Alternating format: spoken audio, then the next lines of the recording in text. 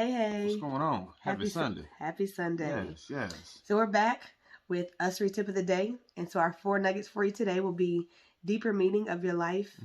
Also, just being able to meditate and get away from all the noise that we hear. We're also going to dive deeper into Jeremiah 29:11 and then also 2 Timothy 1:7.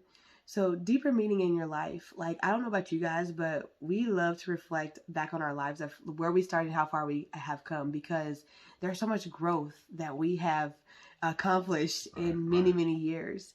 And we would have never done that if we didn't take a step back. In order to look forward, sometimes you have to take a step back and reflect on where you used to be and look at where you're going. And so I say that to say that you also need to look at the time in your life to where you felt the worst. And I've said this before, look at the worst time that happened to your life and then compare it to the best time in your life. And anytime that you're going through any obstacle, think about what you did to get out of that. And then at the good moment, think about how you felt and if you want to stay on that level. So always compare yourself and think deeper and look at the patterns that you have going on in your life. And if they're not good patterns, change them. But also meditate. One thing for me, and I can only relate because I'm very personal, but one thing for me is that I always have to meditate and I have to take time for myself. Now I understand being parents, husband and wives, full-time employees, I get it. Our daughter is stuck to me, to my hip, as long as we're home. She's with mama. And I don't get a break. Literally, I don't get a break until she sleeps. And so literally I have to sneak out time sometimes. I'm like, babe, just take her. I just need 5 minutes. And I literally go in my closet and I shut the door and I just breathe for a few minutes.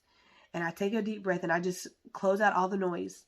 And then what I do is there's so much going on in my brain where I need to do a brain dump. And literally, big and small, I literally write down every single thing that's in my brain at that moment.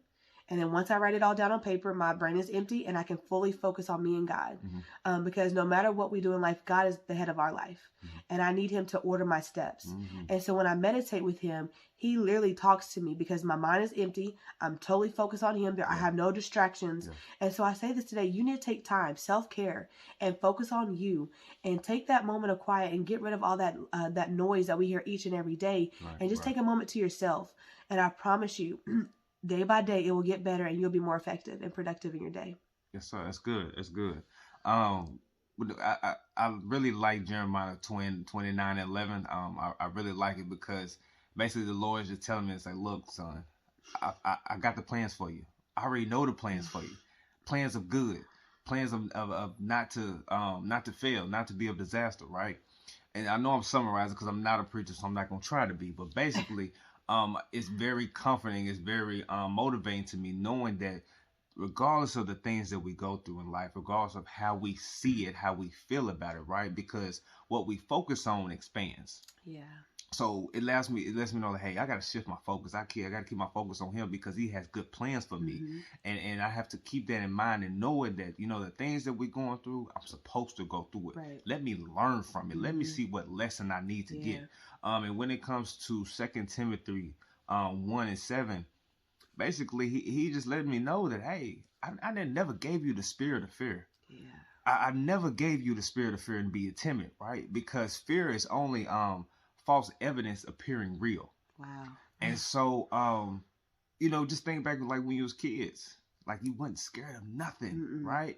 But me being a parent, oh, Kalia, don't do this. Don't do this. You're going to hit your head, right? Like we have fear because we know more, right? Yeah. We've seen a couple of things, but as a child, you're fearless. Right. So, we have to have that fearless spirit about us because he didn't give us a spirit of fear because he has good plans for us, right? Because he has plans of good and not to be of disaster. So, we just keep those things in mind, keep it in front and knowing that, hey, everything we're going through, it's a part of life. It's a part of your character. It's a part of growth. And what you focus on is going to expand. Absolutely. So if you focus on bad, it's going to expand. If you focus on good, that's what's going to expand.